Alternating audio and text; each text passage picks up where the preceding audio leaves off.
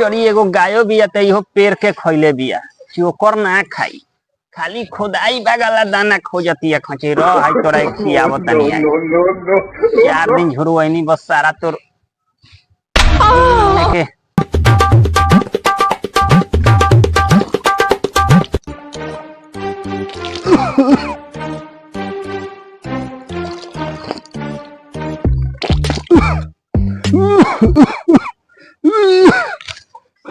बाबू चलो सब सरवा पेरिए के खइले बाणन सब अब भाई बूढ़ाट सरवा का भलई करे ए बाबू बाबू ए बाबू उठा ना बाबू अरे बाप रे बाबू के हमरा काम तो हो गई होयवा हमार साथ कहां चल गेल यार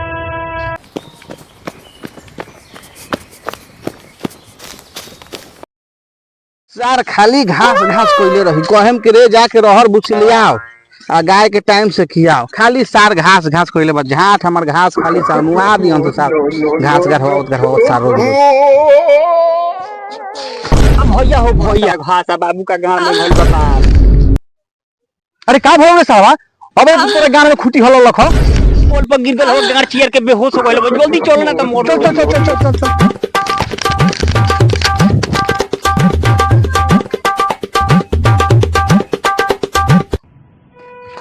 बाबू ए बाबू बाबू बोलो बाबू उठा ना बाबू ए सारी कैसे बोल रे बागरे मरते हम कलान जानते हम तो गाय के गोतती धराम देना गिर गेल वह नौले पर तो देखो का बड़ी इनका ना ले तो खटिया पर सुताओ जल्दी बाबू के ले चलो उठाओ उठाओ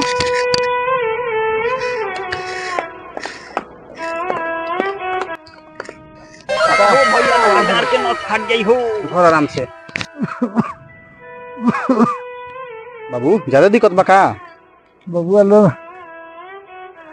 अब हमरा लिए उम्मीद ज्यादा नहीं है ये काहे कहत रहो बाबूजी अभी तहरा कुछो ना होई अभी कुछो ना है बाबूजी बाबू बाबू तू हमने के जोर को चल दे कैसे हम तो बाबू बाबू बाबू भैया हो भैया तू मत रोए भैया न तो तहार रोई देख के हम पॉइंट में छुल छुल मुते लगे हाँ बबुआ लुटन इतना ठीक है कहता जब से तहार माई मुअली तब से तुरंत लोड सुखा ले अब तू रोके मुँह तो मत सुखाओ हाँ रे बुटना बाबू ठीक है कहता रन ज्यादा रोन सो सारा देह के पानी गिर जाई आ बाबू के इलाज करावे से पहले लार के हमनिया के चल जाए हाँ भैया ठीके को होता रहो आ लोग ठीके कहेला कि घर में कौन कोट ना रखे के चाहिए तुरंत कोनो कबाड़ी कबाड़ी में बांध के हटा देवे के चाहिए और ये बुटाना ते तो ठीके कहता रे ते तो जानते बारे हमनी के का प्लान बा कोनो डॉक्टर से बुला के पब्लिक के नजर में बाबू के दिखा दिया न तो लोग बसिए जूजी मुंह में मुते लगी ये सार सोचले का बारे जल्दी कोनो डॉक्टर के फोन लगाओ लगा के बुलाओ डॉक्टर के ठीक है भैया हम अभी लगाओ तनी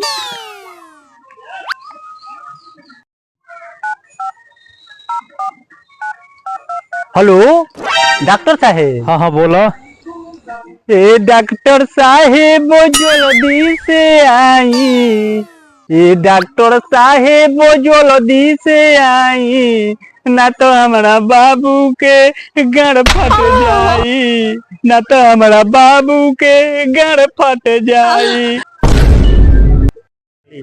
अरे बाबू के गोल पे गण में बांस सबके बनता रे बियास अरे भैया तू तो जानते बारो कि कितना ब्यासन सबके झाट उखड़नी तो आधा अधूरा ब्यास भइनी भैया हमरा के तोनी सा ढीले दे दो 2-4 जना के आउ झाट उखाड़ के अब फुल ब्यास ना बन गई तो तू अपना मेहरारू से हमरा मुंह में मुतवा दी सर तोहरे मुंह में मुतवा देम आ हम सर दारू पी के आए भोरे भोरे तो अपना मुंह में का मुतवा रे साथ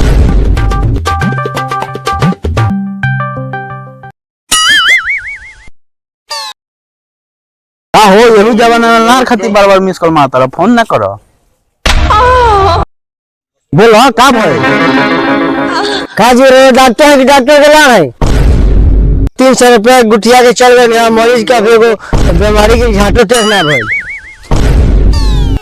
बट हम का करी मार यूट्यूब से देख देख के तो दवाई खियावता है लोग काम बिगड़ जाता तो हमरा के फोन करता है लोग नहीं के ठीक हो तो हम का करी हमारे घर ले बोलो अबे साल खाली मुँह में मुँह तो सके हमारे इलाजो करे बस। फोन था डॉक्टर के। रुक जा भैया, आप फिर लगाओ तनी सरवा के।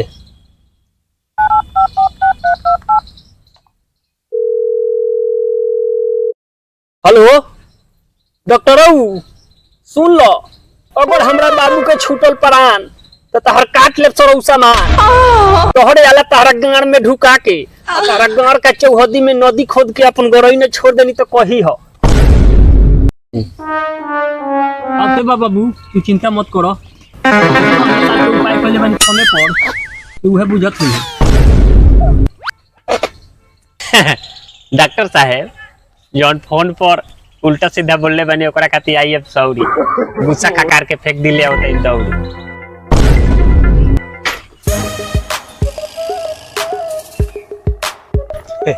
डॉक्टर साहब थोड़ी एक बात के सीरियस मत ली सर, मजाक में ही पैदा हो गए है। डॉक्टर साहब छोड़िए कर बात, मैंने देखी बाबूजी के दर्द, जल्दी देखी जल्दी। हाँ देखी ये सारा के 12 बजे रात के मेहरारू के लड़का होत रहे, पानी चढ़ानी तो एगो झाट उखाड़ के रुपया देलो। कहत ना करवान में डॉक्टर साहब का भल हो।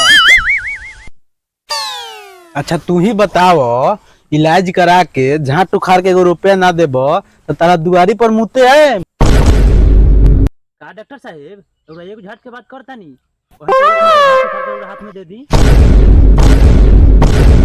सुन ले बुटना, इलाज तो आपकी करते बनी, बाकी आपकी लगाई उधारी तो देख ले आला सटा के मार लेम गाड़ी। डॉक्टर साहब छोड़िए एक बात पर ध्यान बैठ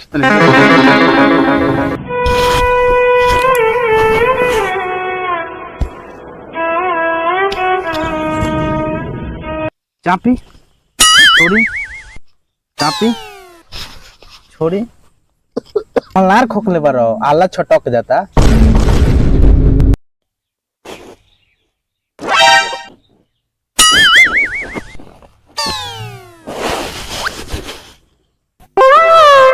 आई एम सॉरी बबुआ, तोहने के बाबू के एगो फेल बा कौड़ी। अरे महाराज झाट भोर के बीमारी से रहुआ डेरा गई नी हैं? हमनी के बाबू हमनी के पोसे खातिर अपन भरल जवानी दारू या जुआ में डुबा के निकाल देलन। हमनी के इनका खातिर एगो कौड़ी ना दे सकीला सो। वही डॉक्टर साहब तो तनिको पर चिंता मत करी, हमनी के दोनों भाई अपने कही वो कौड़ी देके अब बाबू हमार 2 कौड़ी के ना 3 कौड़ी को 3 कौड़ी। डॉक्टर साहब इलाज तो करता नहीं, लेकिन हमारे एगो शर्त बा। ई कौन शर्त बा बाबू? सुन लो, हम अपना बाबू का नाम पर बहुत लोन ले ले बनी। अगर तहरा इलाज से हमर बाबू ठीक हो गइलन तो लोन वाला तो हमार गाड़ लेबे कर। अगर तहरा इलाज से हमर बाबू ना मुअलन तो हम तहर गाड़ ना ले, कहे से कि डॉक्टर भगवान के रूप होला और और गाड़ ले ले तो रउआ मरीज के कैसे गाड़ ले। सांस ले सांस ले सांस ले सांस ले बाबू, तोहनी के तब बाबू के हो गल बा टीबी। खबरदार डॉक्टर साहब, अगर एकरा बाद तनियो से ने हाथ बढ़ाई आ बाबू को अगर टीवी के तार थोड़ा सा हिलल तो मार के तार हम पिछले ट्यूबलाइट फोड़ देब। ओ भैया ठीक कहता रहो, एगो तो कितना दिन पर अपने घर में टीवी आइल बा, आई सर घर मारे का फिर में लगल बा टीवी आके। अरे सरवा रुक ना रे, उ टीबी ना नी हो रे। क्यों जानता रहो घर मार में टीवी के बाबू चलो भैया हाथ मिलाओ। मजा आ गए, लोग अपने बाबू के देह में टीवी हो गए। देख रहे हो खेद ले हो खेद नहीं चालू कर हमनी का लुका लुका टीवी देखो जैसे चलाओ, चलाओ। वाला के कोनो के नहीं खे देखावे वो लोग के दिखावे के देखला नु गए रही से त केंगो भगावत रहो। हां भगावत रहे। हां ताकि बंद कर देलक ताकि हां चल काम करो, हैं? चालू करो टीवी बैठ। आ चलो गौर से देखो जाओ। देख तो हां हेनी आओ हेनी आओ हेनी आओ।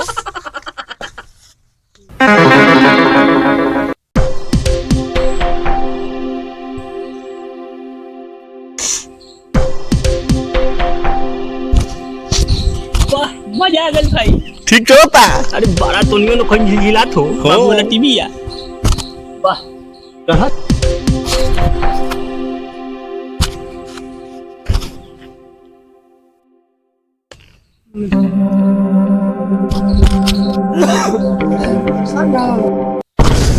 अरे सारा बाबू के टीवी में का होले रे ना टीवी में अंतिम देख तो गिरल हन का वो भी देखो तनी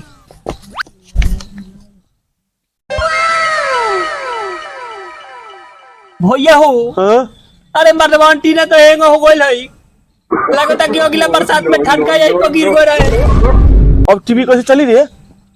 अब तू ही नहीं जानता रो केंगो चली डीवीडी ले, डीवीडी कैसेट लगा देखल अभी लेके आओ तनी भैया हो देखो एक गो में 5 गो के एकदम चू चू के सेट है लगाओ देखल जाओ लगाओ मत बाबू के बैटरियो डाउन बलाण में को भस जाई बैटरी लगाओ देखल जाओ लगाओ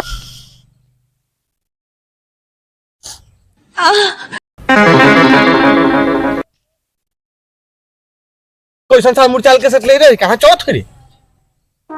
ए मोर दे तू तो बोला कि नया बा मुरचाल न खाओ चलो किस रुको। चाहत हो? हम फेमस पता नहीं लाट तू हूं